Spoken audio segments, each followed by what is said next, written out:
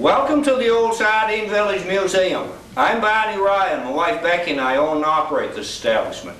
Today we're at the Capon tin decorating plant.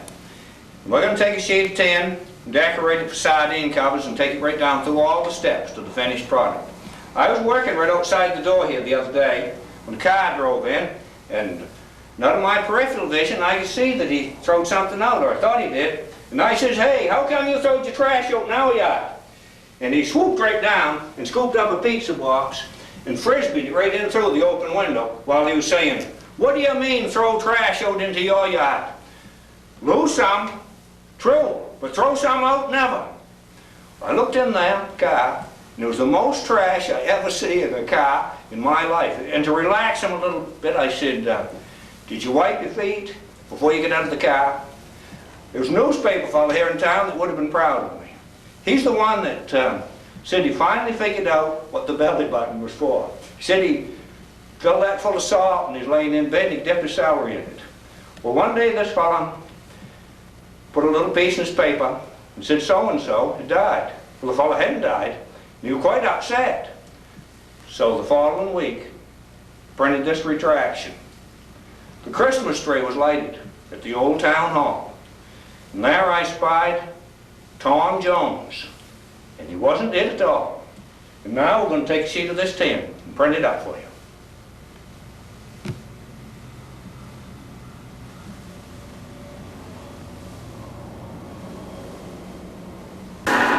Here's Barney at the Chandler Price printing press, patented in 1887. I'll print a sheet for you. This is right out of my grandfather Hill's print shop. He was real good at the trade. He had offers from Boston and New York. He was allergic to the ink, so he had to get out of the business when he was young. Now we'll show you how it works. Now this is the ink fountain. And right on the front is a steel ink roll. Right going right across the front here. And right on the end you'll see this ratchet. So now that ratchet's ahead, that turns that ink roll. When the other ink rolls come up across the plate, they're supposed to be set so they'll go right up against that ink roll.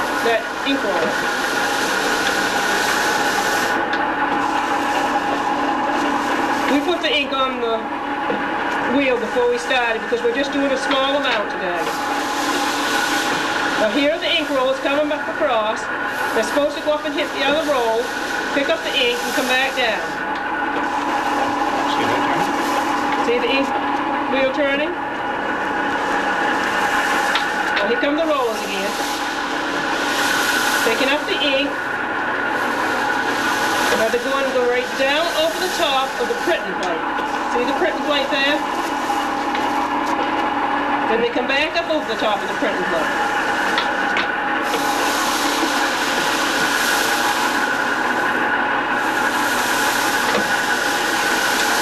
Now that's the flatten right there.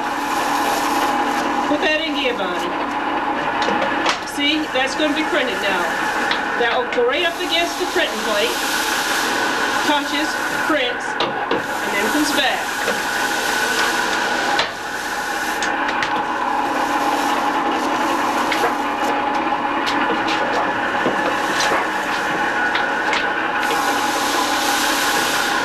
Goes right up against the printing plate and prints. I got that gear there now, Ben. Okay. Now out behind is the type chest. The drawer is open so you can see where the type is. And right up above that, this is a press for the postcards. This works on the same principle, although it's done by hand. And right beside it is a big camera from the Lubec Herald office, right here in Lubec. Right down in front of that is a little roll of flex camera. Now over here we have the letterpress. I'm going to show you how to resurface one of these old printing plates, the way they did it back in the 1890s. So the first thing they did was resurface it with this machine. It's quite a rare machine. They take all the old printing off of it, like the old printing plate. Then they'd make up transfer paper. And this was a regular drawing paper that was coated with starch and glue. And then over here, this is the master printing plate. And they'd coat this one with a special ink made up of wax and soap and lampblack. They'd put the transfer paper on, then put it under a press and squeeze it right on there, press it on tight. Take it off of that and put it onto this one that's already been resurfaced, still under a press, and press that on tight. And then they'd take it out from under the press and put it under warm water and remove that paper. And then they'd rinse off the starch and the glue, and then they'd gum the stone, dry it, and etch it with nitric acid, 10 to 1, 1 part of acid, 10 parts of water. And then it was all ready to print. It would be all in relief, ready for printing. And Becky, I'd like to have you take a look up here at this indoor part of the weather station, this Bristol weather station. This records the temperature real accurately. And so there's a part, this little tube runs out to the outside, and there's a sensor outside, and we'll come outside and look at that in good shape in a minute. So you see right now the temperature here is around 65. And it stays right on the money all the time. Now here's the outdoor portion of the weather station. You see they both got the same name, it's a kit.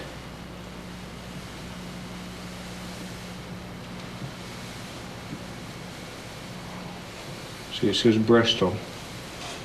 And that sensor unit's right inside of it. Rebecca, I'd like to have you put out one of those blueberry box ends. Okay. St. Croix brand blueberries, right from Machias. And we think that they were printed on this same press.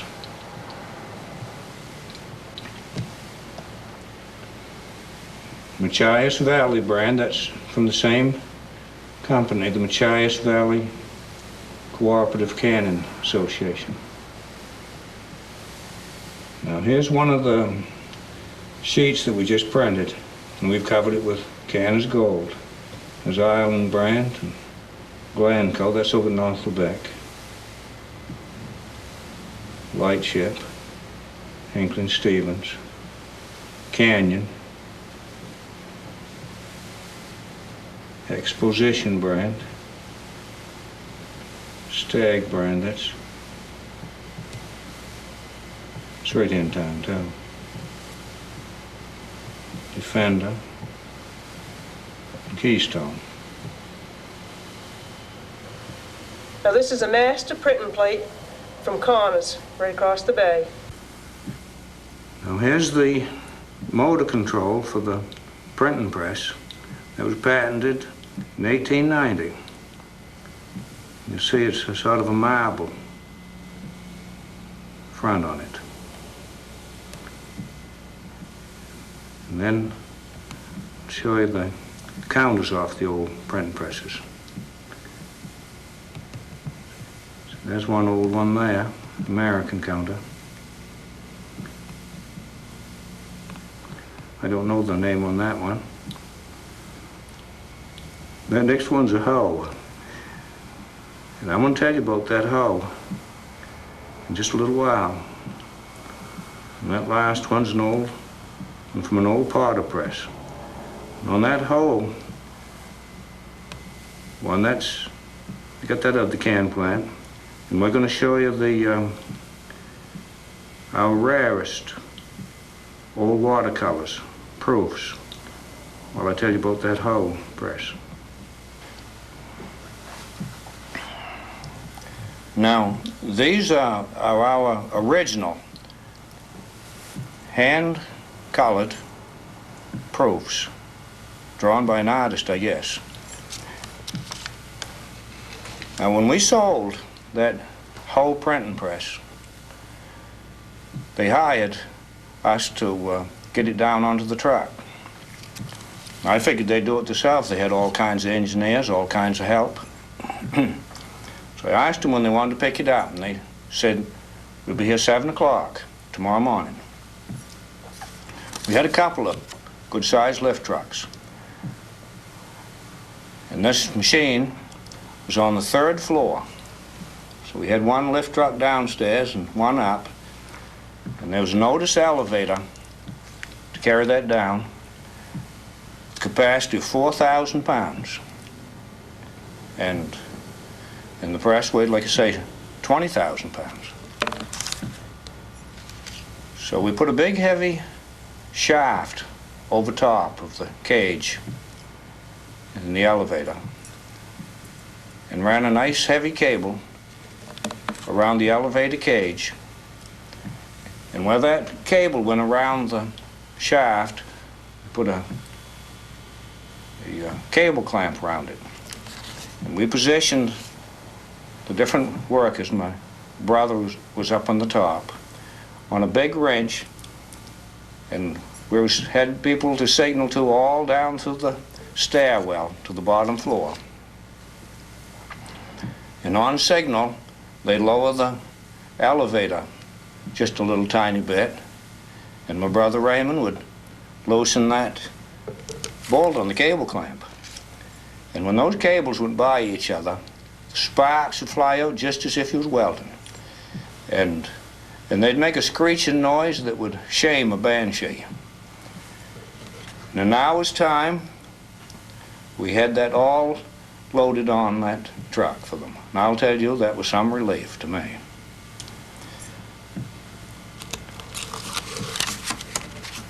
Now, you see, some of these ones are American and some are Canadian, because they made up the covers for the people right across the bay. That girl's not covered decently.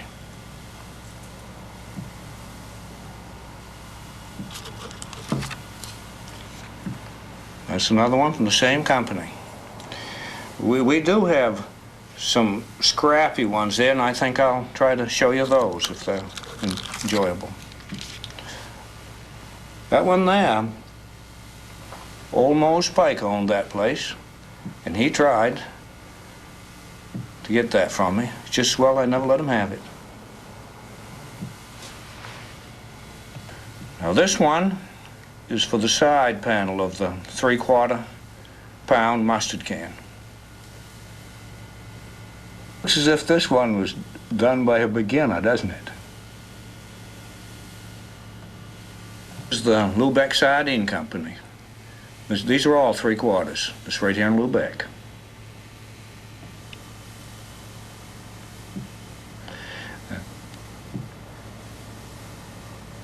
This is a Canadian one. And you might notice all that printing ink on my fingers. You can't clean it off. I don't know how those printers ever do it, but I can't get it off. We might wear it off sometime. Now that's McNichols, right over to Eastport. And I knew that boat. I can remember that, and they used that right down in the Union factory. Here I am at the cover department. It is 1904. This is the year that the American Can Company came to Lubec. It's also the year that the first drawn can was developed by 2 different parties working independently of each other. And now I want to show you some cans.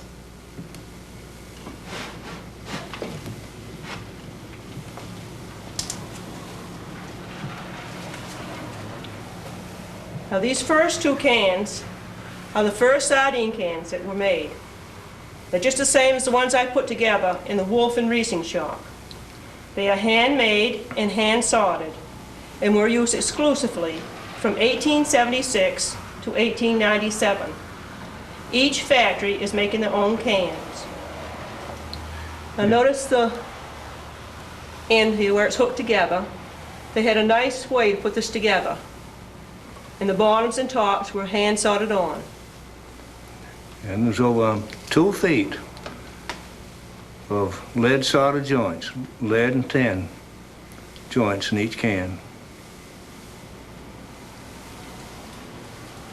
These next 2 cans, in 1897, the Seacoast, the giant syndicate, controlling about half of the sardine pack, came out with this machine soldered bottom can. They bought their machines from France. In the beginning, the covers were hand soldered onto the cans. In 1903, they had closing machines made by Thompson Machine Company to mechanically seal the covers onto the cans.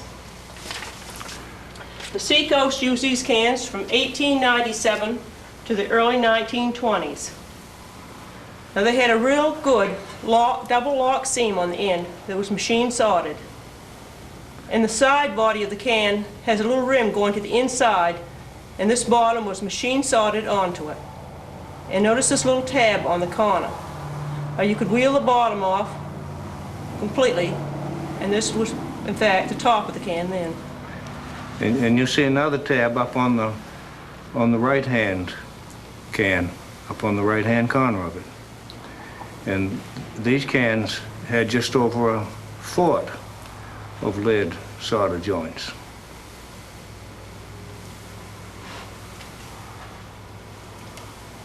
In 1904, these drawn cans, one-piece cans, were developed right here in Lubec, and the covers were mechanically sealed on. This is truly the first sanitary can. It took 2 to 3 years for the factories using the hand-soldered cans to make the transition to this drawn one-piece can. Now these cans are in different sizes. This is a shallow drawn can. This is a little deeper. And this deep drawn can is done on the grafted tin so that you can see how the can is stretched and compressed when it's being made. Now these cans would be closed up with this cover here. This is a flat flange cover. Yeah, now we'll go over back to that 3/4 can. Now this is a 3/4 mustard can, so called. And this was made by the American Can Company in Boston in 1903. This can held 10 ounces and was used for large fish and mustard sauce. This can was used for 50 years, from 1903 to 1953. And on this one, the end is just flat seamed, very poor construction. Yeah, American Can made a mistake on that one. We had a lot of leaks on it. You could do mustard on it and tomato sauce, because the mustard and tomato sauce, when it dried, made a good sealant. But oil didn't congeal quick enough. And it's got the patent dates right on both those cans. November 3rd, I think it is, 1903, written right on the can. And now I'm over there to the cover. And this be the same thing as a 1/4 cover, same construction, larger cover. And now we're going to show you some lithographed cover blanks. In 1907, the American Can Company captured the biggest prize of all, the Seacoast, that giant syndicate. American Can would operate the Seacoast plant, manufacture their cans and covers on the Seacoast equipment at so much a box. The factory burned within the first month of production. This is an account of the fire by the plant superintendent here in Lubec. April 22nd, 1907. Dear Sir, I regret very much to have to write you that the North Lubec factory is completely wrecked. This morning, about 8:30, an explosion occurred in the shop that was running near the rear end of the boiler. and almost upon the instant of the explosion, the entire shop was in flames on the inside. Mr. Curie and Mr. Webb were in the office at the time of the explosion, and they tell me that they immediately opened the door into the factory to see what the noise was, and was confronted by flames.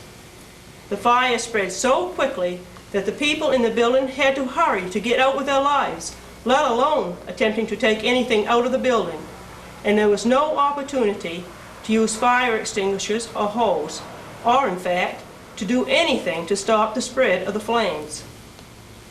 I was at Lubec at the time, just preparing to go to North Lubec, when I was informed of the fire, and immediately went over there. When I started, nothing but smoke could be seen, as the flames had not broken through the outside. I was about 15 minutes going across, and before I got there, the entire building, including both factories and the warehouse, were in flames, and in less than an hour after the explosion, there was nothing left of the building. The engineer, upon hearing the explosion, immediately started to investigate, and he was forced to return to the boiler room, where he just had time to start his feed pump, to fill his boiler with water, and to shut off his engine. He had no time to gather up his tools, nor his coat, and he even had to leave the 2 little puppies which were there in the boiler room in order to get out safely himself. He advised me today that he immediately went out to shut off the supply valve between the gasoline supply tank and generator house. But the generator house in burning has evidently broken open the supply pipe in some way, so that now the gasoline is flowing from the supply tank through the pipe to the generator house where it is burning. There is no opportunity to shut it off, and it will have to burn itself out. I have taken all the precautions that I can think of by keeping everybody away from the building entirely, and have put a couple of watchmen on to see that nobody is allowed near the ruins. And I shall endeavor to keep everybody away from the place until such time as the proper authorities arrive to look the ground over. I am making immediate arrangements at the Lubec factory to take care of some of the skilled labor which I had in North Lubec, and am trying to push things along at the Lubec factory to prepare ourselves to meet the emergency. Hoping to see you here very shortly, I remain. Yours very truly. And it's signed by the custodian.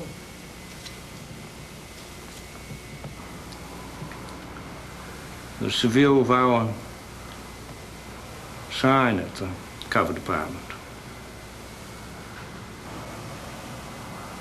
Now, we're at the beginning of the Sardine cover line, and the decorated tin plate is on the tin cart, sort of a tricycle cart. And that'll hold up to 5,000 pounds, and one man can pull it on the concrete floor. The sheets of tin are going to go right down through the old slitter. Becky, will you put a sheet through?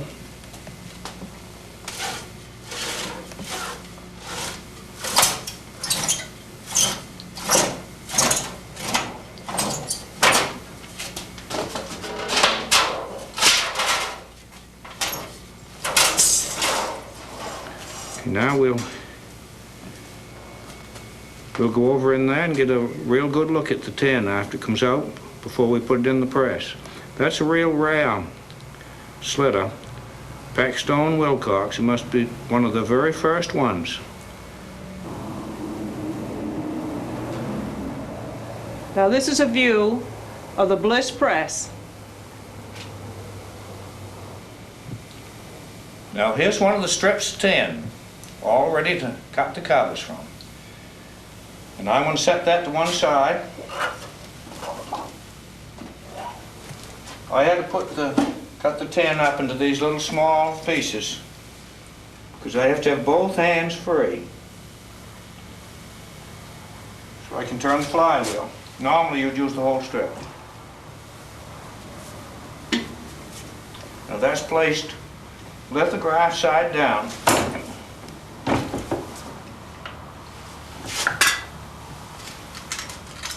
there's the scrap. And the cover was just pushed out. I'll put the cover to one side now. I'm going to do another one. We're going to get in a little closer.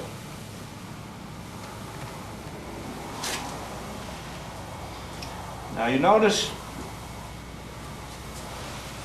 right here too, this is going down away from here. See, this is all loose now. That's the knockout. See now, right on the bottom, I better put that back just a little drop towards me. Okay. Just like a cookie cutter now, it's going down through. Now, I'll get rid of the scrap, and you watch, the slack will all come out of that as it comes out. And that's going to push the cover out. So now the cover pushed out, see? Point out the punch to him, Barney. This is the punch right here. It passes right down through the cutting edge, cuts the cover out, hauls it right down over the block and forms it. Now I'm going to cut another one. And this one, you see there's a little decoration, that's on the top. So this is going to end up inside the can. And the reason I'm doing this is because our records show that American Can was selling all the covers they could make of the scrap tin. All the scrap was turned into these covers. And the writing, the decorating, would be inside the can when the can was opened.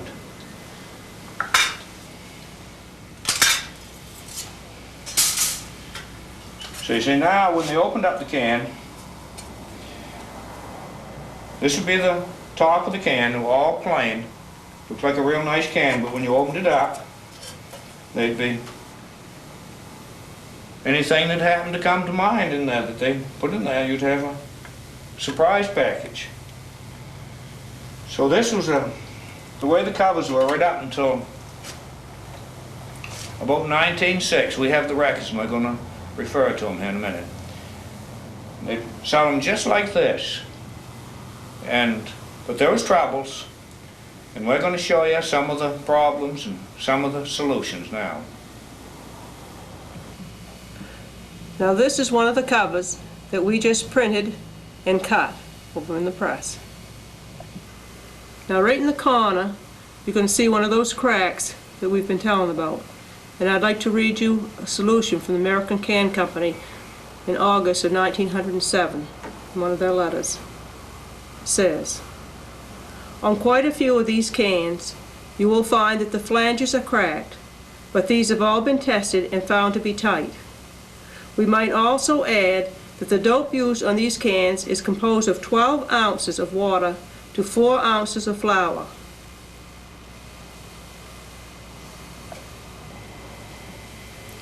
Now this is a flat flange cover, and this would be just the way it came from the presses, all ready to go to the customer. Now this cover has got the side curl, and that would have been around 1907. Now they just put these covers down through 2 curling rolls. And in our records it tells us that as soon as they started doing this, everyone was asking for this cover. Now this is a started edge cover. They started making these in 1917. And the side comes right up straight in the air.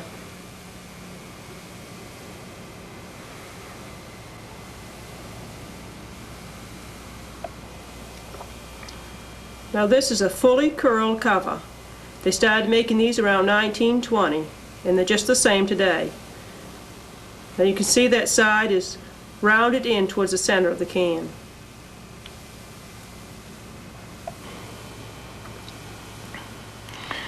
Now here's a paper gasket that was used for sealant.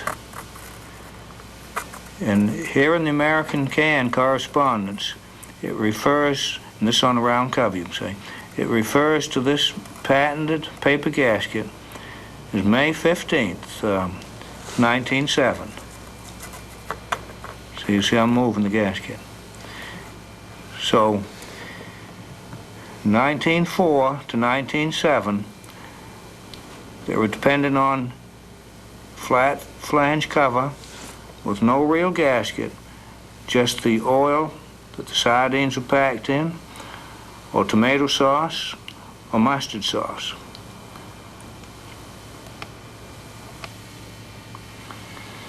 Now here's the rubber-based gasket that come out in about 1920. We'll be covering that, one of the first machines, in just a little while.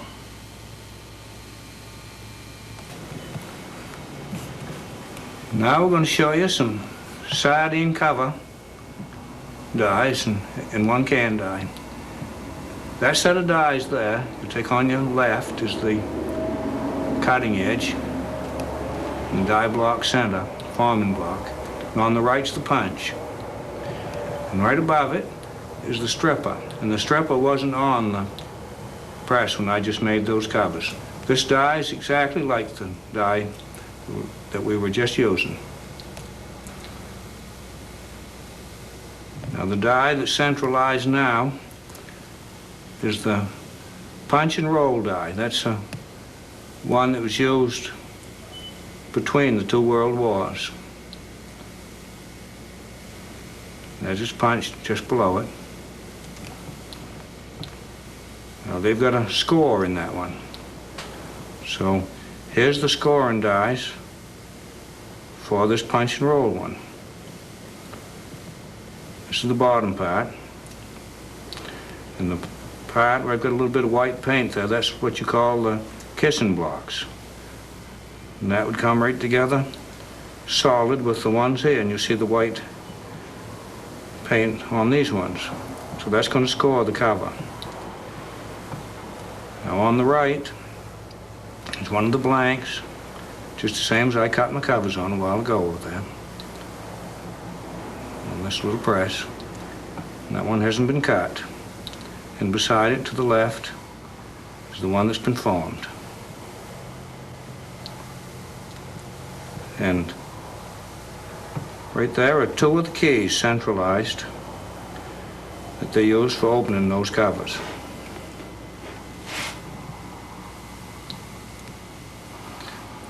Now this is the Norwegian style cover die. This come out in the 50s. When we had our factory, they come out then. We were using the old punch and roll ones up until then. And there's his punch. Now, we've got to score these ones. So there's the bottom half of the scoring die.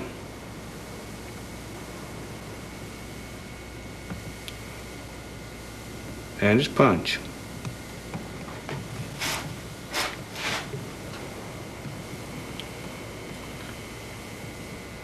Now, if you were making one of those Norwegian type ones, if you just went down through a little ways with the punch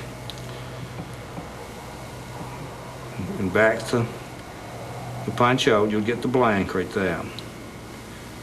And then the cover is formed, completely formed there for that operation. This next one is curled, completely curled.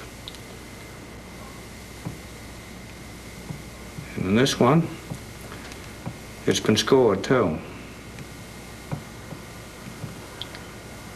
And right here are the keys. Now there's three of them there. The top one hasn't been bent on the top to form the loop.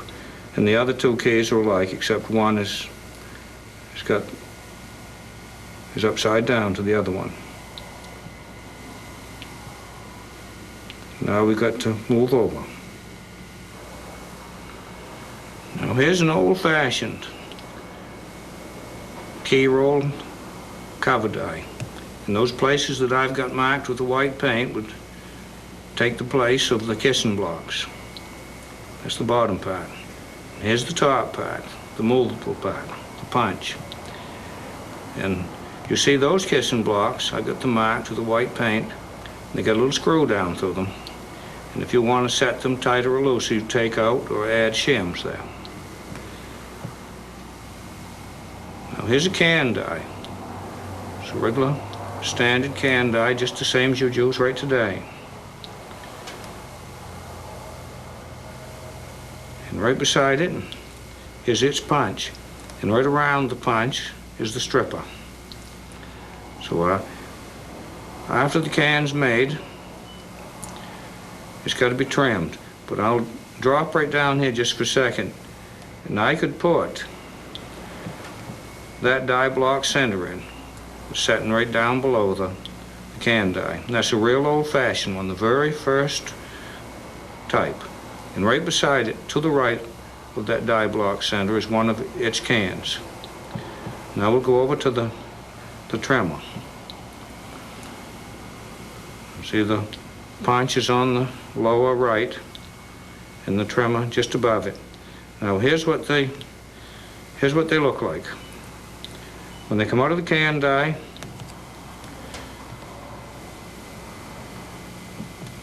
it would look like that with that wide flange on there.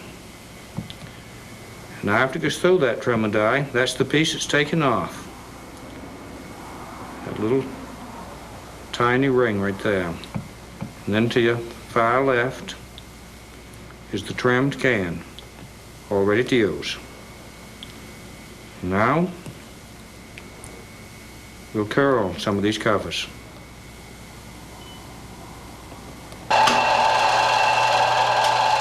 Now here's a view of the American can curler. It curls the cover all the way around. And right there to the right of it, you see a conveyor coming up from the little press where we made the covers. It carries the covers up, they go right down through to the stacker on the left. And now we'll go in and get a close look.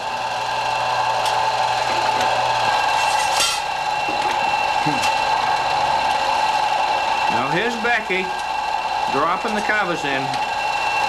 They're upside down now, one at a time, into the curl. They go down the chute and they'll be curled.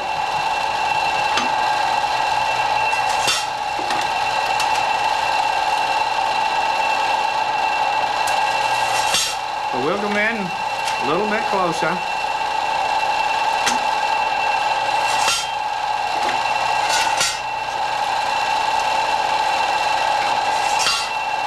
You see the chocks coming over the top on that chain? They're going to go right into the cover and hold on to it, grasp it, and take it right down between the rolls. The rolls are right on those arms. Right there. You see the rolls? The arms come out?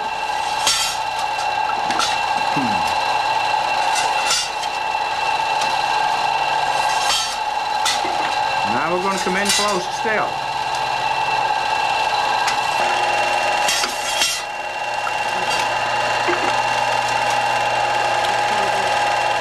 Now, Becky's putting the covers in there. And you should be able to see them.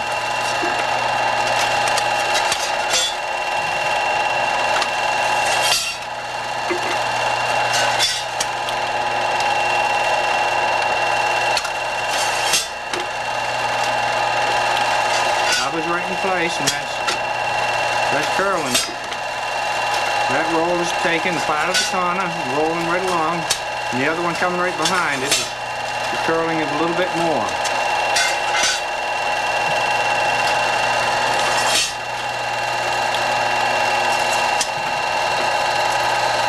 And after the long sides, the parallel sides are curled, the chucks hit on a little pin and it turns them. You see that chuck turn? The cover's jammed right in between there now. You see the edge of the cover sticking out. Cover's sticking out by. You see it's curled right there. See the edge of the cover sticking out by. Now it's curled all the way around. So as we move along, we've got to turn those chucks back so they'll be ready to come around the next trip. So the chuck is turning back. Now here comes the covers down through.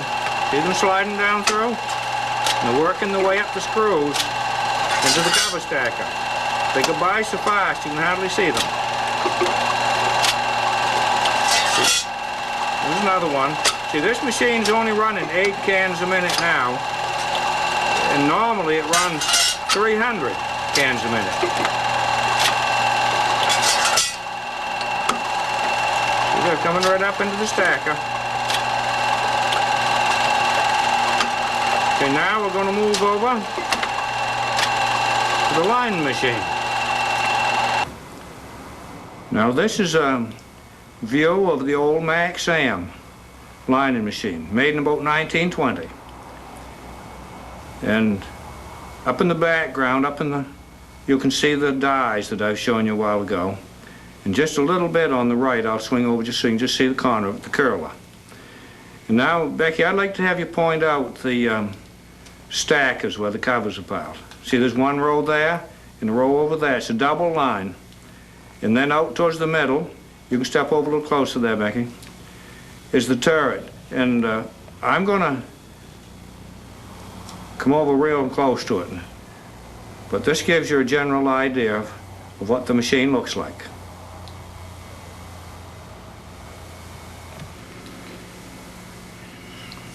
From here, you can see that there's 2 lines. You can see it better.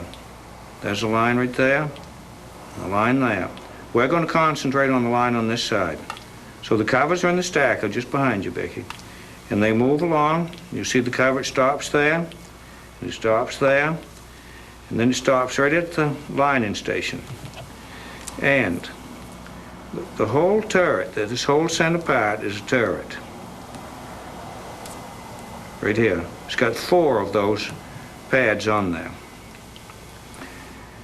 Now there's a part right there, okay. There's a part there, seaming compound, and way down in that part, there's a platen that'll come up and transfer some seaming compound right to that pad, that die lining pad that Becky's got the pointer on. And then the whole turret will turn. That part there will turn right over to the lining station. Right over to there, to the lining station.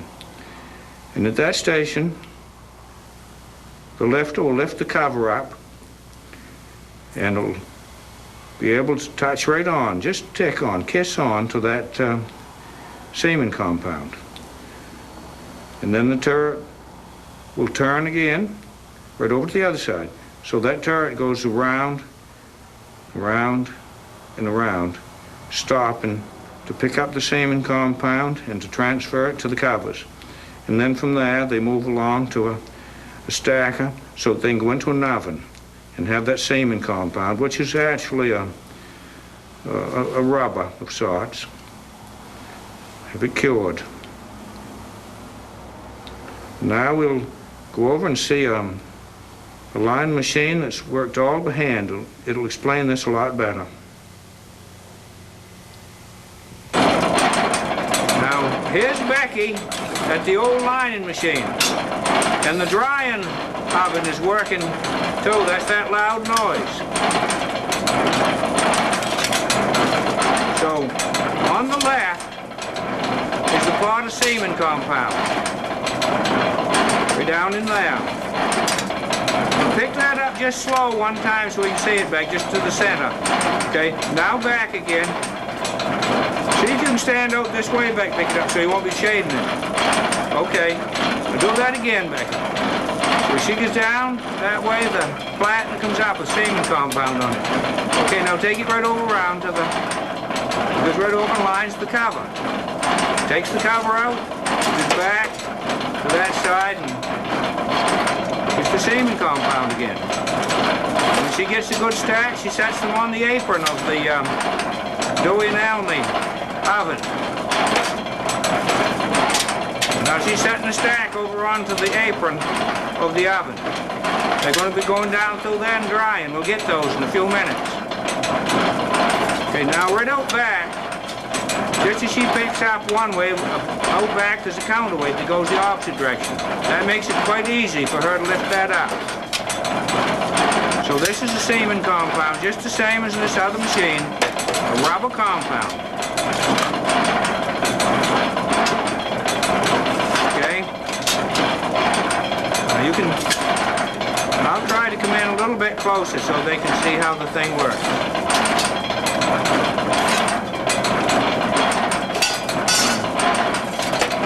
You can see that now, can't you? Good. You see that platen go down into the other part as she comes over here? Now that platen coming up out, it would have a semen compound dripping right off it. Transfer some to that pad, and that pad would go over and turn and transfer some to the flange of the cover. Now we'll go to the drying oven, look it over good and go to the other end and see the covers come out.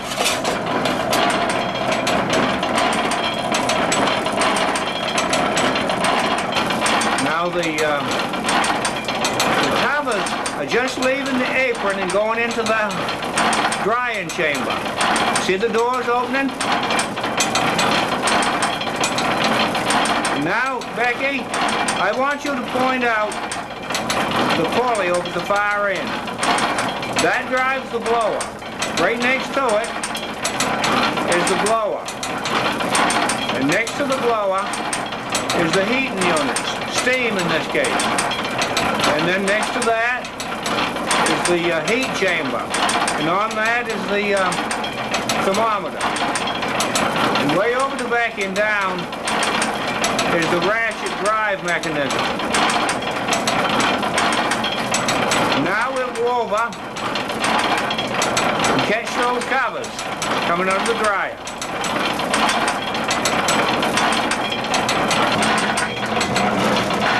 Now here we are at the discharge end of the oven, and here come the covers right here. See, they're pushing the doors open now, and we'll push them right out onto that apron. Right to the left is a little tester we'll be using in a few minutes. As you hold the door open, that door will back close a little bit. There's another bunch coming right behind, so they'll push them out onto this apron quite a little ways. There's one thing I want to tell you.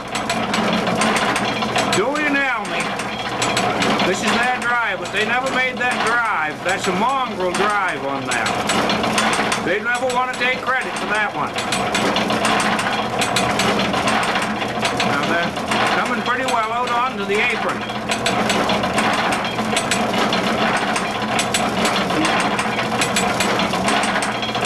I'll come down onto them so you can see them a little better.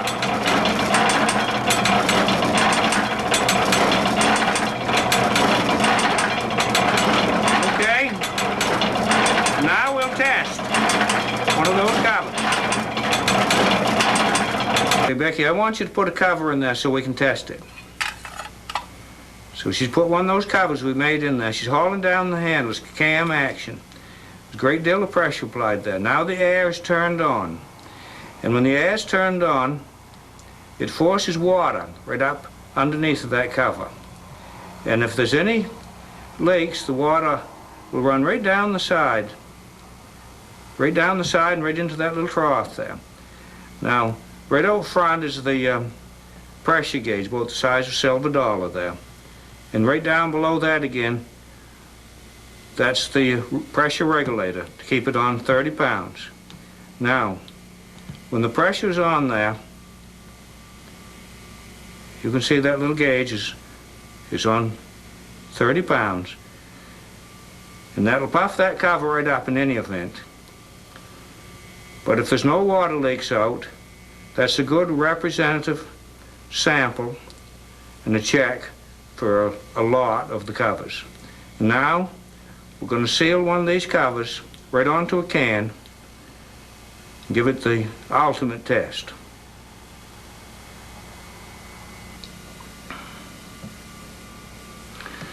Now here's a view of the old Maxam number 10, one of the very first closing machines. And when was this patented, Beck? November 28, 1899. Okay, now I'm going to go down to the shaft that brings the power in.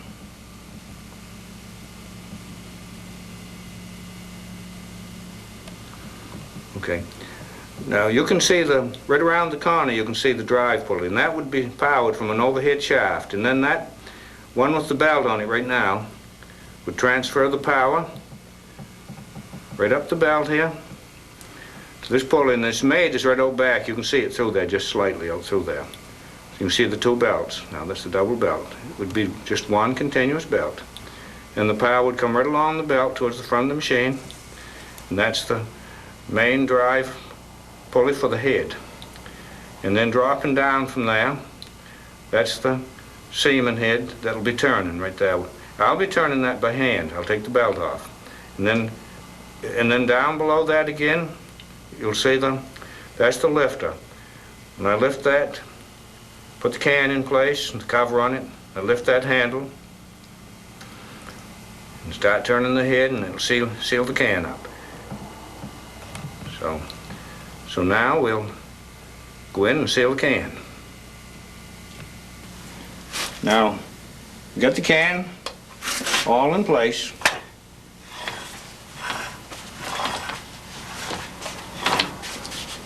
I have to hold that lever a little while.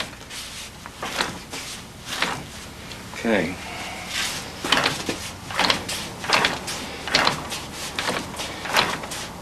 Now, pretty soon you'll see this roll on this side right here. You'll see this one start to turn.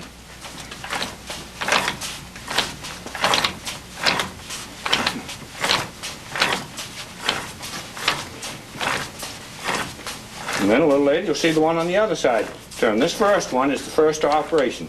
It makes the seam around, and we'll show you on those seams when we get down here.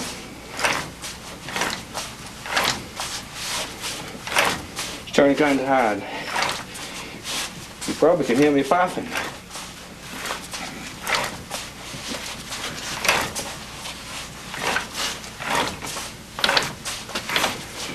Certainly doing the second one by now. Yeah. Yes, it is. It feels it here too.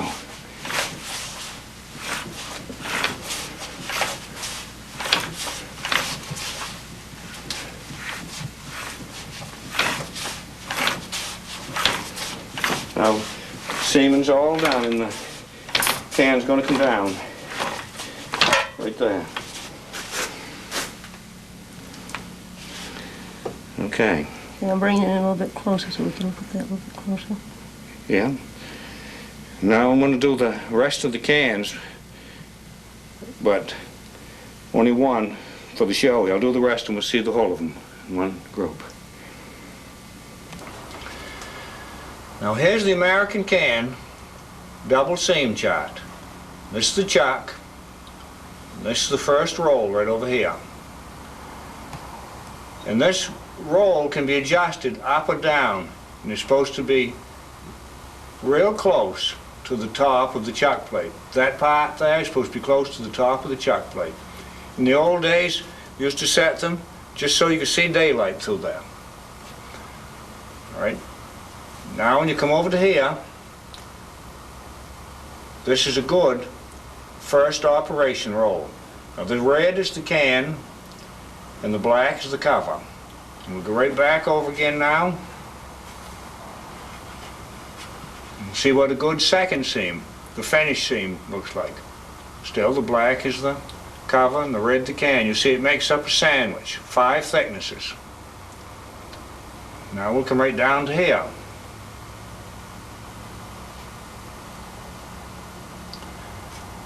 Now you see in this one, the first operation roll is too high in relation to the chuck plate. That distance in there is excessive. So here's what you get. See, the red's the can, black's the cover, and the distance from here up to here is too much. This much too much, right from there to there.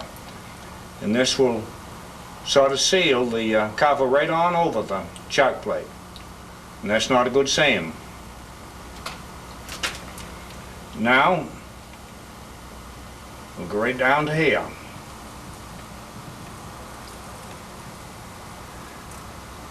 And this is back to a good chock first roll relationship here. So you'll remember what it's like. Now we'll come right over to here. Over here, there isn't enough pressure under the can when the can is lifted up. So the can goes up and starts down, but it's supposed to go way down to here. Doesn't make it. So when you seal it up, it still looks good from the outside, but you haven't got a good seam at all. It's spoiled. Now we'll go right down by this one to this one. Now on this one, there's too much pressure on the can, and it actually kinks the can back in here, but it also crowds the cover up in the air, so we've lost some of the cover hook. This is supposed to swing way back up to here, and it doesn't, so this seam is no good. Now we'll go over to here. You noticed up on the good seams, this chuck plate, this is the chuck plate here, it's supposed to be slanted smaller here and bigger up this way. And this is right backward where it's been worn off and abused by the rolls being set wrong. So you can't get a good seam there. Now this same thing happened, you'll see it in one of the other films we done here at the Diamond Point, when I went up to fix a fellow's machine and the chuck plate was worn off. And I had to bring all his cans right down to our shop. Now you drop down to this one, and someone has set that first roll on this one in real tight, and he spoiled the chuck plate, took the top corner off and the bottom corner off. A real mess. And now you see this little American can sign here, and we're going to show you what a real good seam looks like right up close. Now, here's a close-up of a first operation on the right and of a second operation, the finished seam that has the first and the second. Now you can see that first operation on the right is a sort of a half circle. There's no wrinkles in it or anything. Absolutely uniform. Measures within 1/1000th of an inch, equal all around. And on the left, that finished seam, you can look up under that and see how fine and accurate it is, all the way around. Now we'll show you the cans, the covers that we made up today. Brought them right through from the tin plate to the seamed cans. Now here they are, right from the tin, right down to the covers. Well, time is running out. I hope you've enjoyed your visit here at the Old Sardine Village Museum here in Lubec, Maine.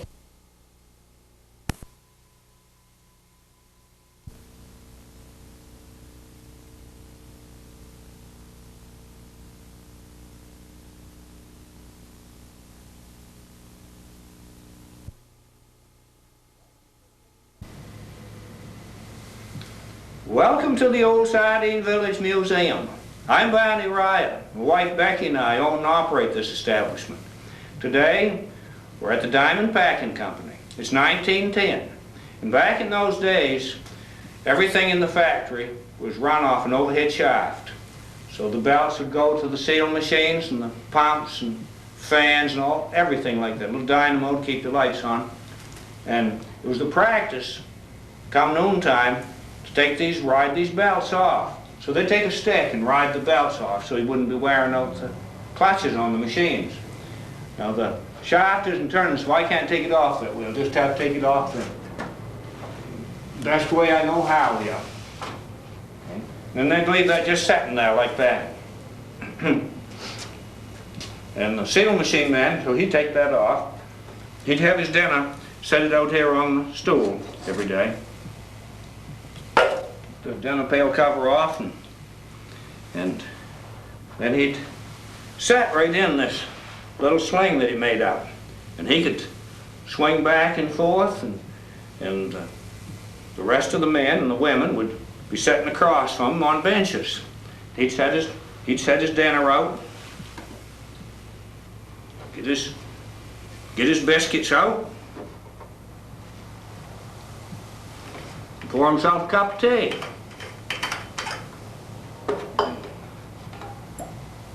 On this particular day,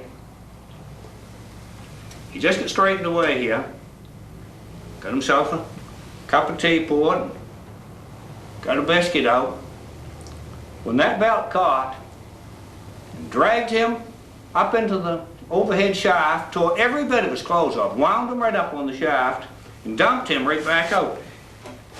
He was right back down on his hands and knees here and dumped him out, dazed, and looking around, and the women and the men had the hands, some over the eyes and some over the mouth, smiling, laughing, whatever. And he realized he didn't have a stitch of clothes on. Left them all up on that shaft. And he grabbed his biscuit and his cup of tea, it was still all pretty well filled, and made a beeline for that near door and ran up on the hill and hid behind a rock.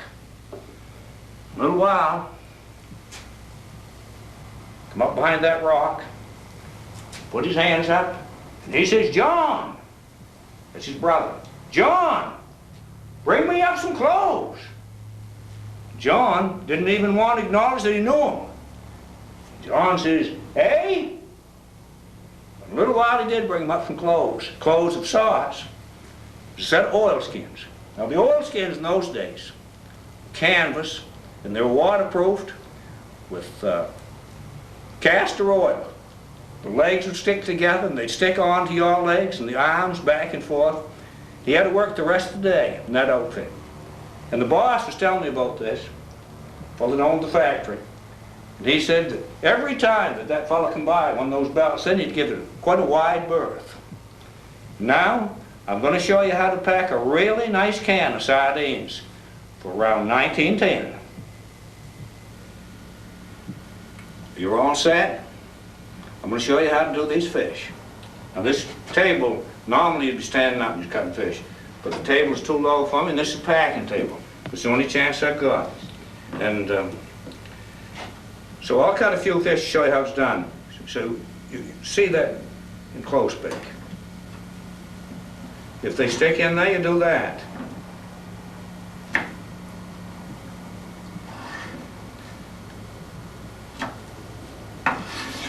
Okay, now that you've got the... You see how that one slipped right out? There's a broken one. You don't want ones that's been, with the heads cut off. It's been cut off before, because you don't know what the flavor might have done. Now while I'm cutting these fish, I'm going to tell you about the first little sardine factory that we had. First started it. When Becky and I was married, I think it was in '49, I had the garage all fixed up in an apartment over it.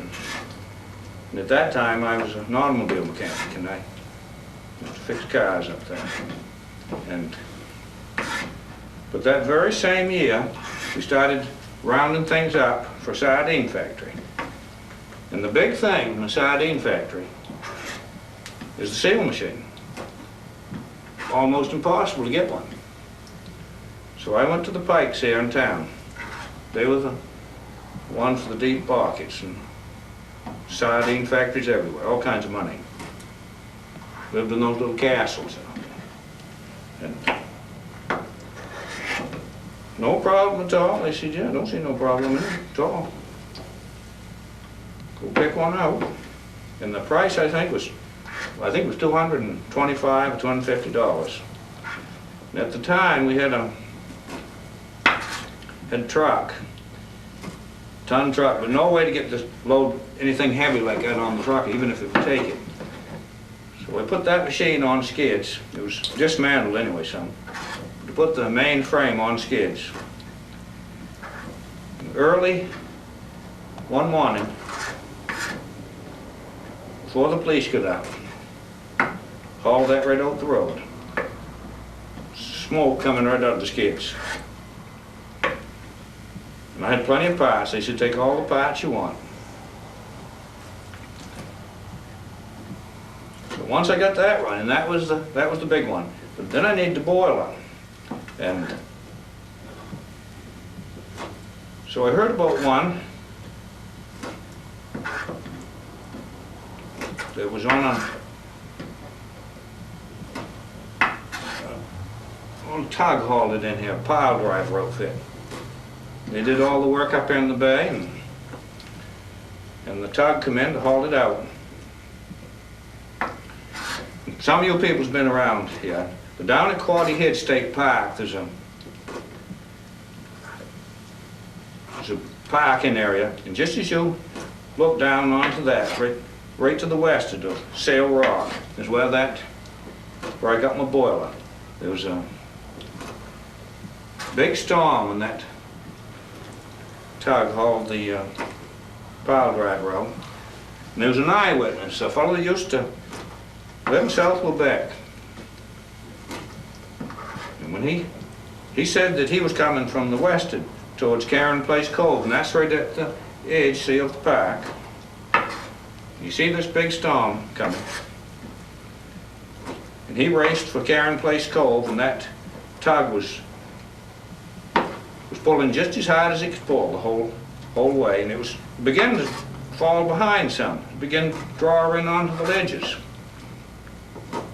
And he said when it almost paused at that, going to go in on the ledges, they cut her free, and that bounced the whole length of that park on those ledges. And he came to rest right in front of where the parking area is. So I got a hold of a fellow down there that one of the lobster fishermen. He said we'd watch. He had a nice little lobster boat, and he had a little sort of a rectangular scale boat of some sort. He said we'd watch for the wind to come off to the northern, and that'd be all protected on that shore then. One morning, real early, we were all ready. We had the buoys all on the boiler.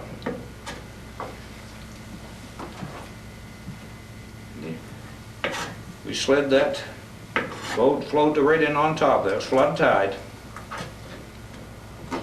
And a couple of 6x6s across that boat.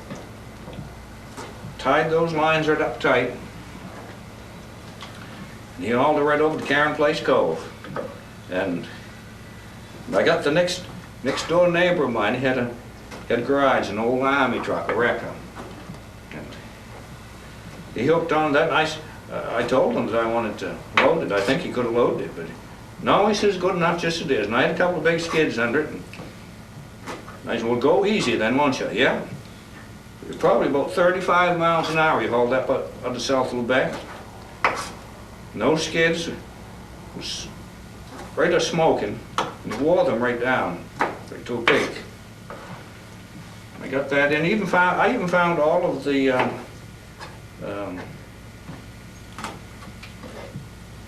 what do you call them? Handhold doors. They were all right around that section. We got that home. I had to tighten up a few tubes. Had to roll them in where they were leaking a little bit. So we had everything we needed for that little factory then. That's really important.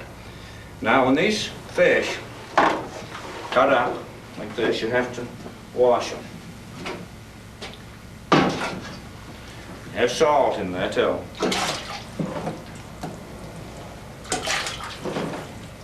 Now in the factory they'd have barrels full of water and salt to do this in. Yeah, we're in small scale here, I guess, today.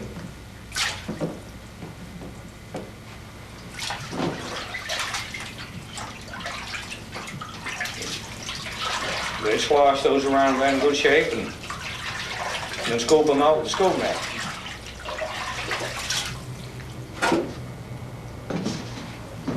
Now I've got a stainless steel plate here. They're going to go into this rack here, but we've got to spread them onto the flake. And we're gonna eat these, smoke them up, do them all up nice, and and eat them this winter.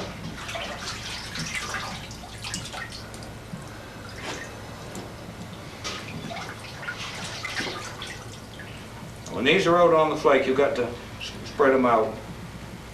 They had a flaking machine at this time too, but some of the smaller factories did it by hand. We did ours by hand. Just take a scoop of those and spread them around on the flake, and then we got to go into the rack. Still got a couple more in there. I want the whole.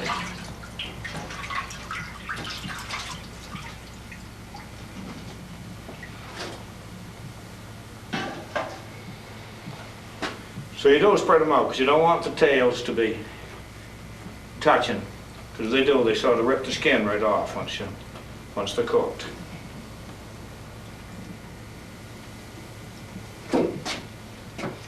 So that's pretty good right there. Might be a tail or two showing.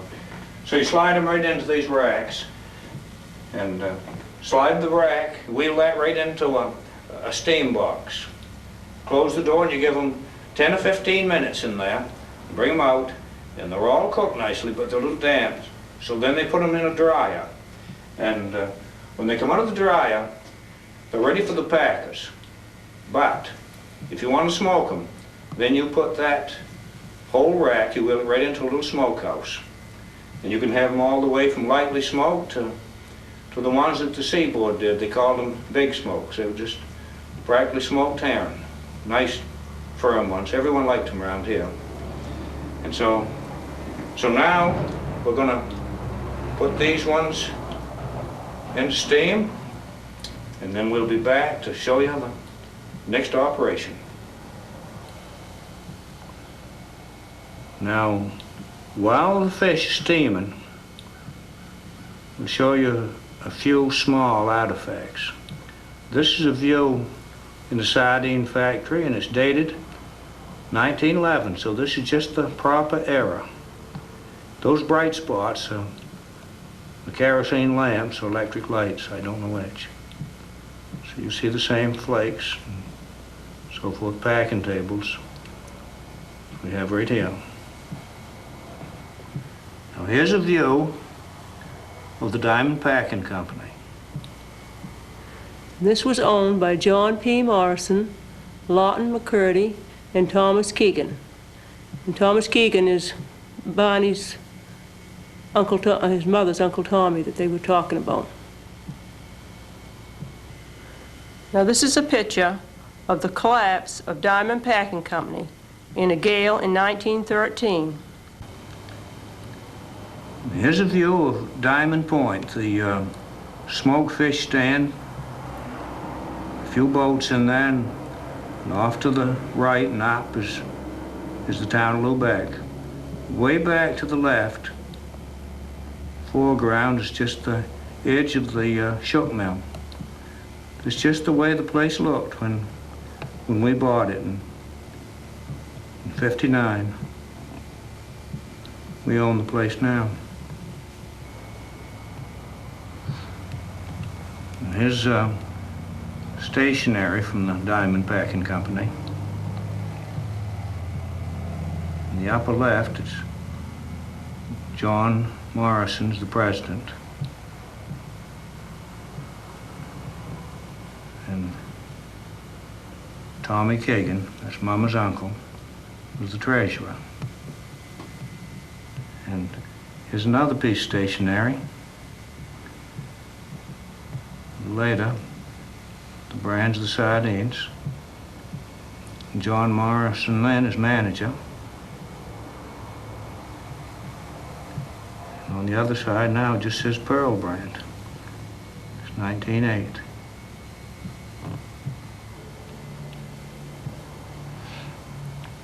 And here's a proof, I guess that's what you call it, of the diamond label, Crusader. We also have one of these, same thing really, in watercolor, the original.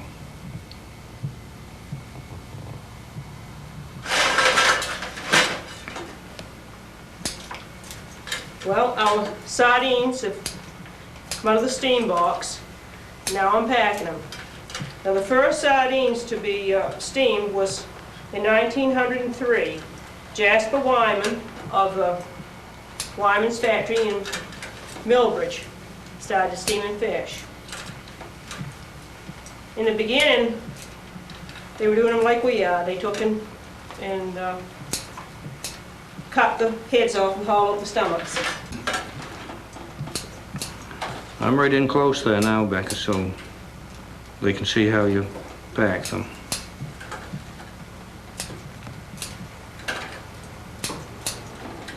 You notice that even though I'm packing slow, I'm packing right. I reach out with this hand each time, pick up the fish, bring it over to my other hand. See, while I'm putting that one in the can, I go over and get the other fish each time. I haven't packed for years, but it wouldn't take me too many days before I could get my speed back up again. Back when we had the factory, Becky used to pack 8 cases an hour of half-pound opals. And that's a lot of sardines, a lot of hogsheads in a day.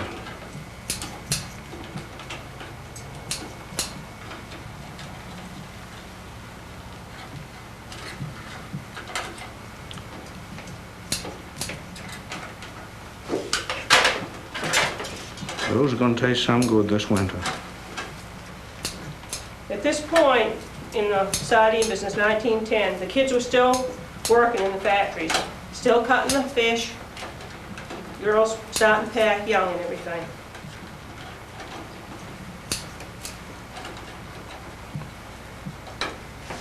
I was reading the account in one of our books up at the house. And it was written in 1913, and they were checking on the child labor in the sardine factories. And they had written up a little article about it. And they were telling how that some of those kids was only 5 years old and they were in cutting fish and doing things like that. Seems awful, doesn't it? And they seemed to smooth it over, too, when they said the kids seemed to be happy enough. The worst thing was that a lot of the kids didn't have hardly any schooling. Not only did they not have a childhood, but they didn't have any schooling either because they worked from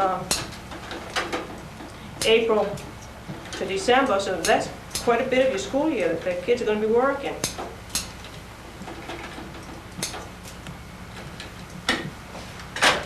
I think I got about one more can here. Oops.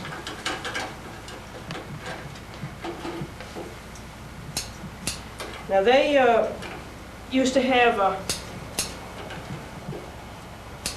place that would be just made up just about like this rack here, right here by the sardine packers. And they would have the flakes of fish. They would start about this high and go up. And you'd reach in and haul out your flake of fish, one on each side, pull it out, and you'd pack up your fish. And then when you got done,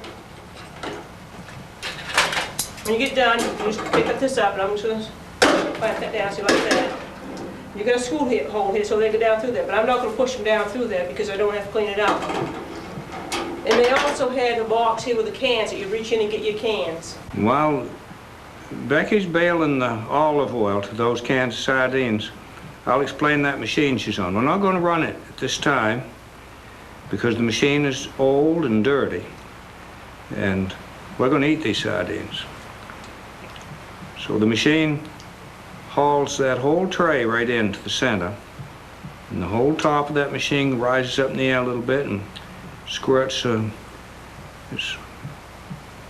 20 cubic centimeters of oil into each can, and pushes the whole tray full of cans of sardines out the other side.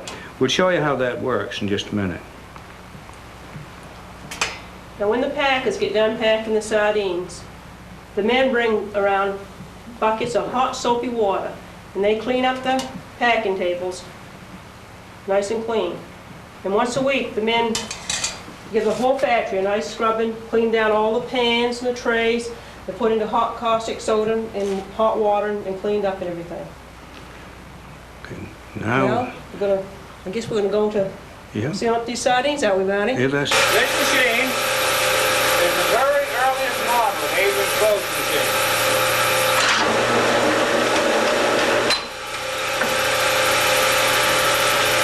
Made in January 1906. 1906.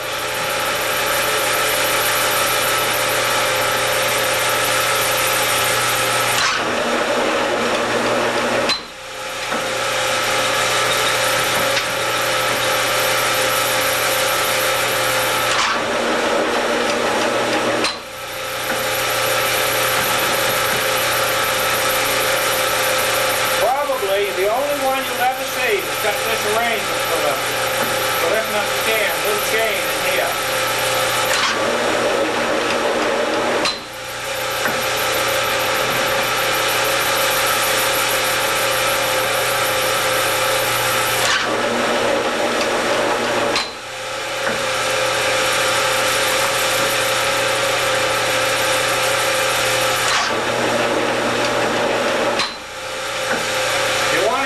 Production, you have to have the person putting the covers on for you right there.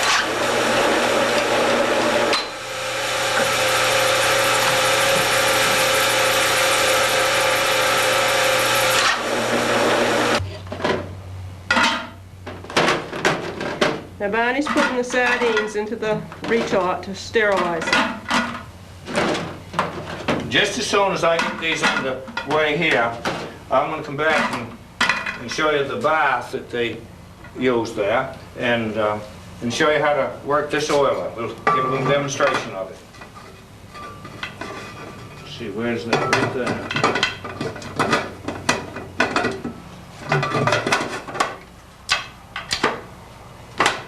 Let's see, where's that go to? Right there.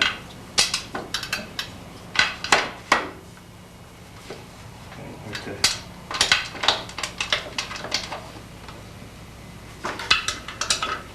I've got to, we take this right up to the house and put it, now here we are at the Thompson oiler.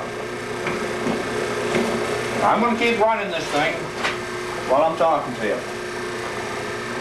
So we're putting the same tray of sardines right back through. So that these trays will be full of sardines. Every one of these cans, and the sticks will be on here right at the junction of these sets of cans. When they go in here, the oil's going to go down into each one of those cans. There's 25. Right now she's coming up. The tray of fish is arriving in there. She's come up now, and there's each one of these little places here, there's 25 of them, like a little plunger pump. Haul up on the handle, that will suck itself right full of oil. Now she's going back to get another tray.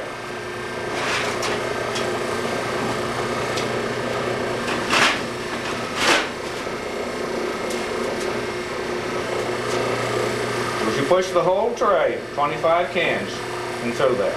Now we're at the bath tank, where these sardines are all sealed up, and we're sterilizing them.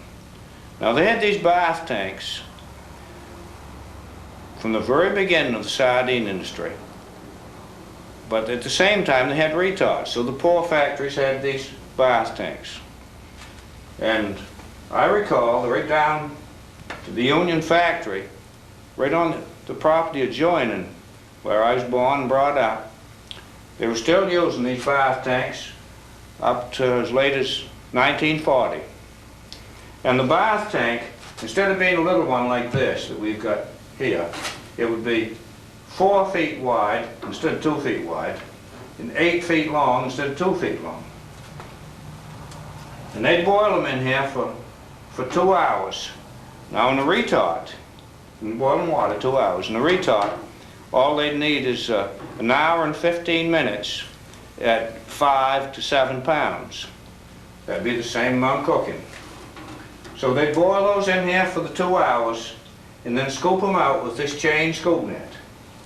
I can remember going down when I was a kid on a Saturday night. We're just getting things wound up for the week. And there's quite a bit of excitement around the bath tank. And so I went over to see what it was. And over the whole top of this tank, big bath tank, feathers floating all over the top of it. And there's 5 or 6 men there. And they'd stolen a rooster and plunged them right down into that hot water, and they'd scooped them out with this chain scoop net, had them on the table, and all those men were grabbing wings and legs and breasts, anything they get off that poor rooster. I gotta tell you the story behind this old 8-inch machine here. It was made in 1907. The other one was 1906 that we run a little while ago. This was in 7. I went down to pick up the fish that we were doing here this morning, and the fellow says, "Hey, Barney, do you remember me?" And I says, Seth Johnson. It's been 40 years since we've seen each other. He said, "Do you remember the night that we worked all through the night doing those oval sardines?" And I said, "I do." And here's how it happened. My brother Babe and his wife Betty and Becky and I went to Callis one Saturday afternoon. On the way back by North Ferry, I could smell sardines. Called Babe's attention to it. So we went over to the factory. And everything was quiet in there. Just hear the steam hissing out of the whistle valve. The factory broke down. Probably 6 or 8 people standing around there. We made the introductions, and he said, "Marshall says, I heard that you were a good mechanic." And I said, "I am." I said, "My brother Babe here is too. He's a troubleshooter from American Can." So we looked the machine over. There's no way you could ever fix it. And I said, "I'll tell you what I'll do.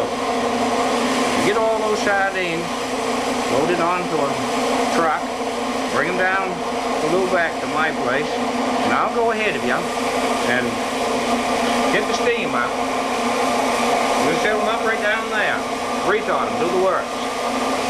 By the time I got steam up, they'd arrived. With the whole crew. Only needed 2 people to help me.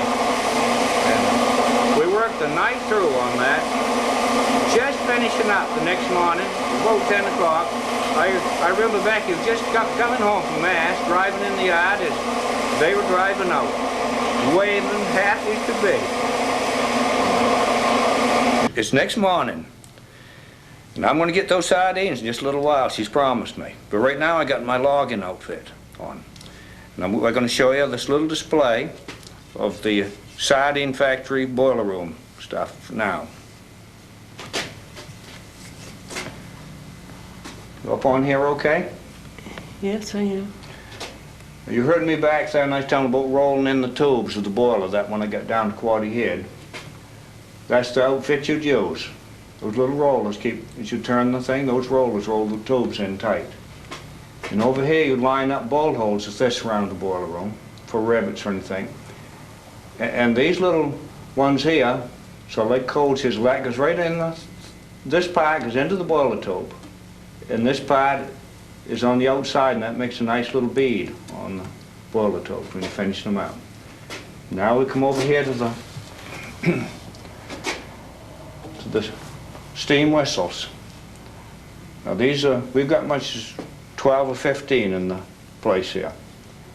This is what they call the packers with. There was 5 for fish and 4 for flakers. That's when we put them on the flakes. And 3 for packers and 2 for sealers. And there was much as 20, 25 factories here in town. Everyone knew the sound of their own whistle. This little one here was used just for calling the sealers at one factory. And those little gauges here to check the flue temperatures, the gas coming out from the boiler.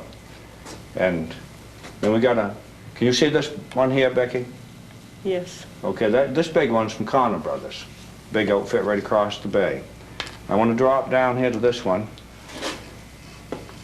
They all have their own special sounds. Down further, there's the shovels.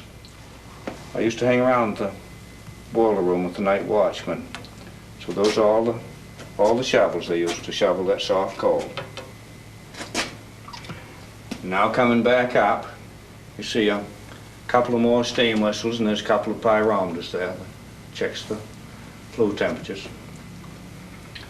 And then over here, there's 3 more steam whistles, and right in the background is the whole control panel right from the American can down here. Each one of these steam gauges got a special purpose. This one is the Maine steam pressure, and this one up in here is an alarm. This little one up here raises an alarm if something happens. I don't know just how that operates. The exhaust steam here, I don't know what this one is for. And down in here is the city water pressure, and over in here the heating returns. Down here, this red outfit is to test the boiler pressure or retort pressure. You can pump water up to 600 or 700 pounds in there, but you don't put it that high. You put it to whatever cold water test is equal to quite a bit more than the regular steam would be. Now Becky says that I can have my sardines, and I'm going to come right out here and let you. Can you see those right there, nice, Beck? I'm going to bring it in on them so we can look at them.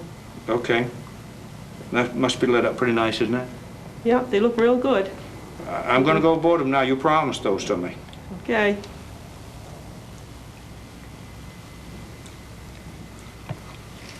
How are they? I'm eating. Don't disturb me. Those are good, man. A woodsman has to have good, heavy-duty food, I'll tell you.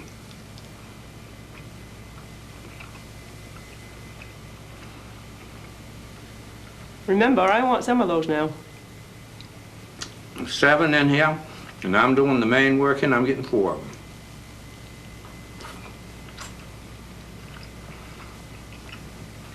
I wish you could taste those sardines.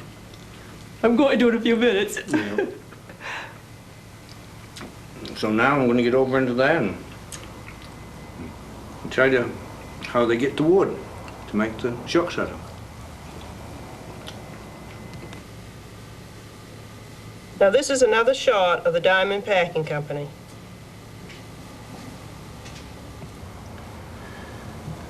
And here's an old painting of Diamond Point, the place that we own now. And this is the pickling shed here. So right out front here, they'd hoist the fish out. They'd go in the tanks here. And right back in here, back of this red door, would be the stringing shed where they'd put the herring on sticks. And they'd dry them on the wharf a little bit out here until the gills get hard. And then take them along the wharf here and put them in the smokehouse, smoke them. And down in here's the skinning shed where they take the skin off and the heads and stomachs and tail and pack them into boxes. Right upstairs in front of that window, I used to make the boxes there back when I was 12 and 13 years old. And there's a couple of houses, they were there when I was young. I remember when they were torn down.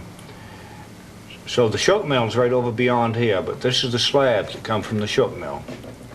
And there's a little shed on the back of the shuck mill. And up over here in front of these windows is where they filed the saws. And so the whole mill was upstairs, and downstairs was sawdust and pulleys and leather belts and so forth. And over in here, you can see a set of stairs here so they could go down to the engine room. We have the engine right here from that place, and we also have the saw that was right at the top of the stairs. So the old engine was right in here. And there's room to go in over top of it too. And right over back of the mill, you couldn't see it, even if it was there, is where the Diamond Packing Company was, just in back of there, just in back of this little point. And I don't know whether it was still there at the time this picture was drawn or not. I'm getting all my gear ready to go in the woods. But first off, I want you to know that I've never really worked in the woods as a woodsman, especially on these old tools. But I have used almost all of them. Now, the first thing we do when we go in the woods, you got to cut the tree down. And this is one of the real old axes made down in New Hampshire. So you notch the tree on the side that you want it to fall on. Okay? Then, one man on each side on the crosscut. You take it out of this old vise here. This is quite a rare old vise. You take it out of the vise, and one man on each side. Always pull on this handle, never push on it when you're sawing the tree. If the tree wedges and binds on the saw, then you use the wedge. So you put that wedge and drive that into the cut right back of the blade. That's what that's for. That's the pole on that, for the pole axe. Well, then you get the tree down on the ground and you limb it with the axe. And then you've got to measure it off, saying 12-foot lengths for logs. And you've got to saw it off again at 12-foot lengths, if that's what you're using for length of logs, with this crosscut. But in the meantime, you're liable to get caught and have to use the PV. I call it a PV, but the real name of this right here is it's a cant dog and a jam pike. Well, the cant dog would be this part. And this right here, this point, would be the jam pike right here. Now, there's two companies that makes those, one in Bangor and one right outside in Old Town. You can see that good, can't you? There's Yes. two companies that makes those. It's Snow and Neely and the PV company. Now, right back in the beginning, we got quite a few of those to show you in a little while. Right back in the beginning, when PV invented the PV, he started with this right here. This is an original cant dog, right here. So what they do is lay that on top of a log. This part on top of the log and run it right quick, and that would make that little pike jam into the log. And then you just pick up on the handle and you can roll the log over. So when they was rolling the log along, if one end of the log, if you was rolling them to a pile, all of them lined right up, and one end was out too far, then you'd use this one to put underneath of the log and pry it up in the air, like an inch it along like that. So that once the PV was invented, you can see that all they had to do was put that end right underneath the log and lift up on it, like that. Okay? You get that, Becky, okay? Yeah, I think I got it good. Okay. Now I want to continue along. When you get out towards the end of the tree, the top of it, the small part, then you've got to cut that up. One man will do that with a box saw. So that's a box saw, and I'll show you how to hold that in a minute. I see in the movies that they held them. So I can't get here in the right place, but if I saw a log off back and forth, I see they held it like that. And you're supposed to hold on, that's the handle there, and up here. I see in the movies, a fellow had his hand in there. Well, you jam your knuckles real fast doing that. Well, that'd be up for the very small part of the tree, up near the very end of it. This would be for firewood and that type. That's quite an old box saw there. It's got a patch on it, on that side.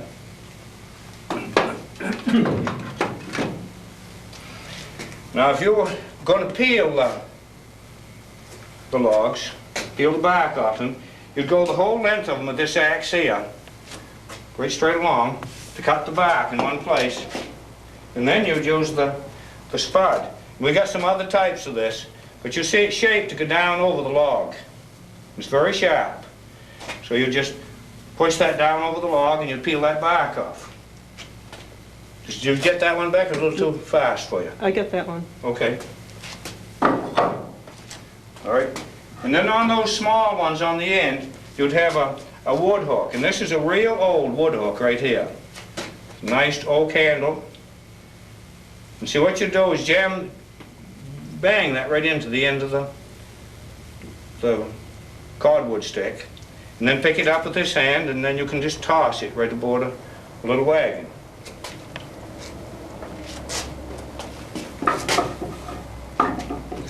Now we got another set of real old time. These are log tongs. Well, you can see that goes down over the log and just give a yank on it. So there'd be a man on this side and a man on this side, and then you'd have another set of these, so you'd have 4 men lugging the log. Now we've got a set right in there that would take the 4 men. But you see how that's made there? These go right up through and they're bent over. This is a very old set here, very rare. Now, I think that takes care of everything in this place. Well, I do have one, 2 more pieces here. Now, this is a picaroon, and this is the lightest, smallest one I've ever seen. It's a flimsy little one.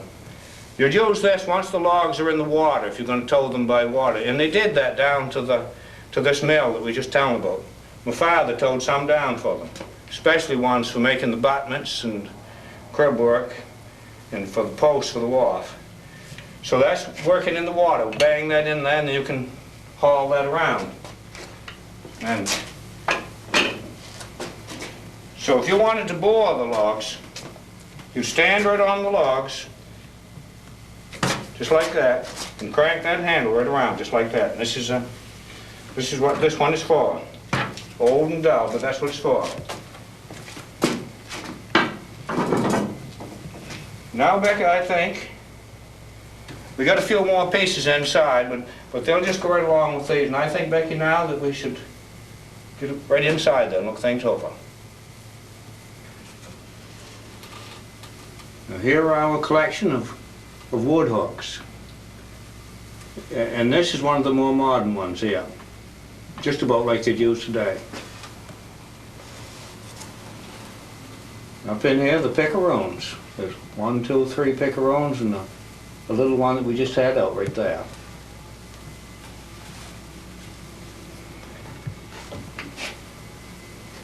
This right here is a bush axe. It's just a big axe. I don't know what all these axes are for. You see I can tell by the pictures in old magazines that that's one of the real old types, and that's probably the oldest type right there, the long thin one like that one right there. A couple more axes than the hatchets, and those are just big hooks over in there. Here are the spuds. These are spuds too, with these round ends on them. And there's the cant dog that I showed you out here a while ago. And the log tongs out back. And this is a scale right here, and that's just what I'm using to point with, to a scale. So on this, it's 4 feet long, and you'd put that, measure your log off, say you're going to go the tree off, maybe 12 feet. Measure the diameter. It's right on the scale there at each end. And this calculates how many board feet are in the log. And then over into here, there's a little water-cooled engine. I know there's a Lawson, a Clawson, I forget. And this is what I call a boat hook. It's a real old timer, the oldest one I've ever seen.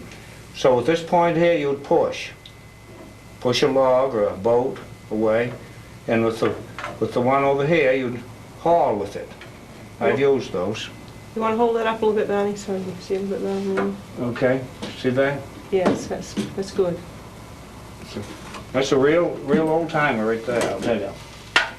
And then down in here, there's a few more what I call peavies. There's some snow and nearly, and I see that says snow and nearly right on that one. And it says PV, P-V on some of the others. Now this is the original saw table. See, there's great big, about 5 by 10s, all mortised together. This is the big saw table here, right out of the mill. So I've worked on that saw on this end over here. Paul Morrison fed the logs in from the other end. And there's a little, I don't know if you can see it or not, but right over in there, there's a little segmented wheel right there. And that gives you the power to help you pull the log through. See the little teeth marks in it? And then we're going to come over here and see the engine, because the engine's what drives everything. And you see that outfit right there? That's the tow log. So you drive that one right there at right angles, right into a log, and then hook the other end onto the horse. And you tow the log. Now these ones right here, you put one on each side of a log if it's a real big log. Drive them right in with a pole axe. But if the logs weren't real big, you drive one in one log and one in another and haul out 2 logs. It's just a great big monkey wrench, I guess you call it. And right here, you can see how that rig goes. You can turn that piece on that's out through the link on this edge and put it right through that ring. That's to put around the log. And then down here, we've got a few saws on the wall, and down here are the fuel cans. I see one's dated 1911. And then there's different saws, and there's a big saw there, circular saw. And then as you come over here, this is the reduction unit that I put on this big engine. And that's 600 to 1 down there, and probably another 6 or 8 to 1 from there up to here. So it's around 5,000 to 1. You'll see it hardly moves, and this motor is right off in a furnace oil burner, turned 1800. Now come in and see this motor right here, this engine. This is a domestic side shaft engine. That's the one, the rare one, the one that's so sought after.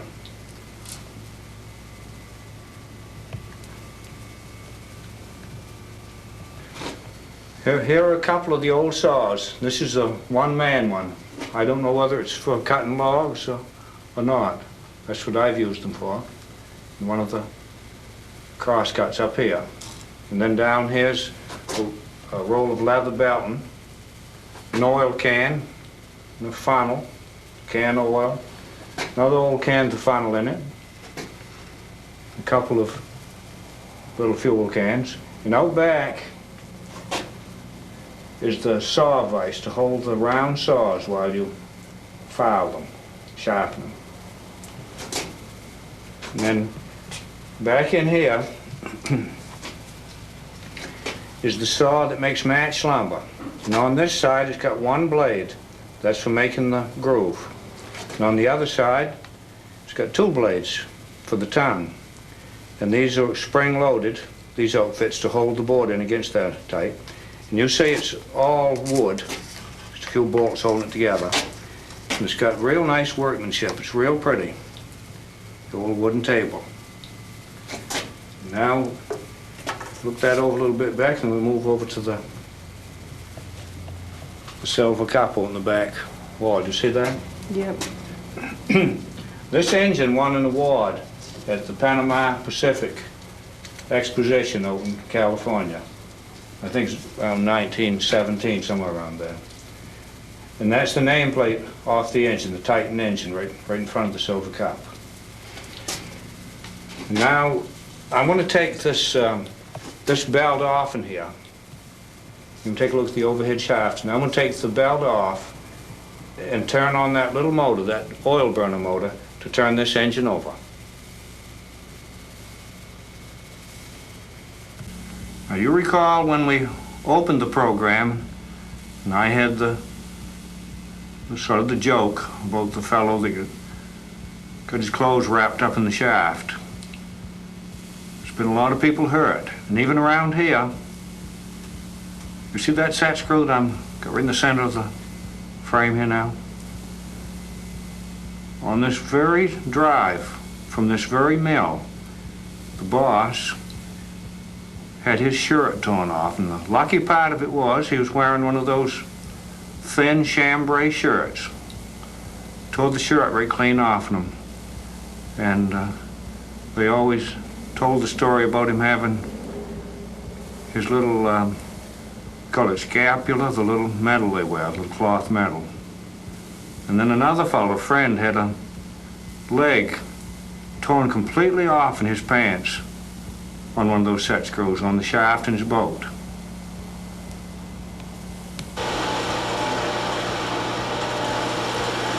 Now you can see that the old engine's turning real slow from that little oil burner motor. Notice the spoke there to the right. You can see it going down real slow. And I have to have things right in position so I can show you how to start it. I used to start this and then run it when I was working there with the Morrisons.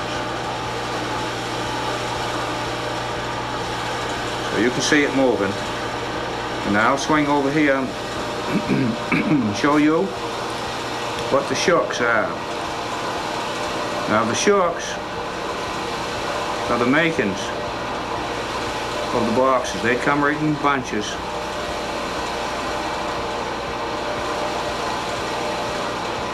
Be one whole bunch tied up. They'd have 100 ends in it, 100 sides in another one, and 100 tops and bottoms in the third batch. And I used to make those right there at the Morrisons. I showed you in the old painting where I used to work making those. And right under that is one of the shocks, one of the boxes for the sardines from North Lubec. This is big business around here. There's lots of mills doing this. Now that Quality brand down there is for smoked herring, all done up in the little 4-ounce tins. And we have the tins here. There's a plain one, and that could have been used for the corn. And this is for the small cans of blueberries, the raw shell brand.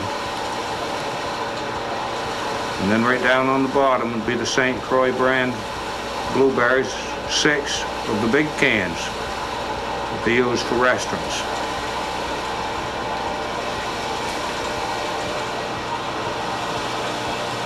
You see some of the engine here in detail now.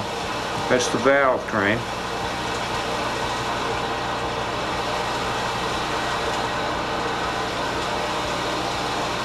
Now I'm going to show you how to start the engine.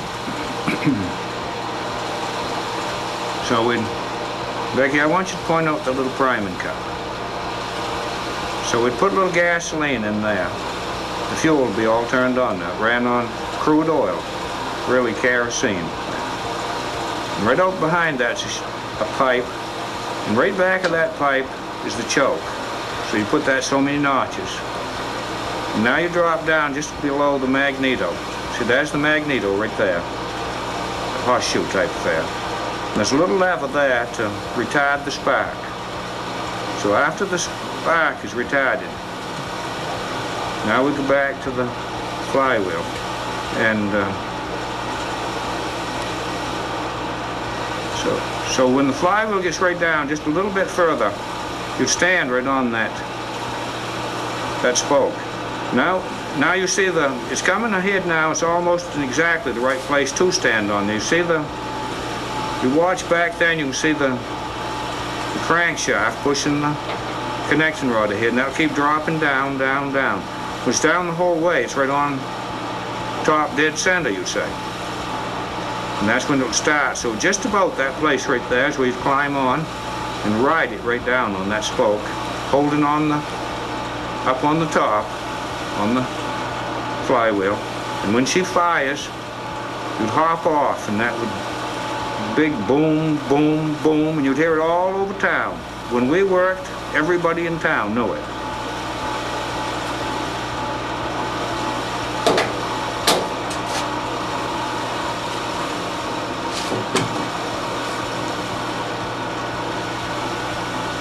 Well, time is running out. I hope you've enjoyed your visit here at the Old Sardine Village Museum here in Lubec, Maine. See ya!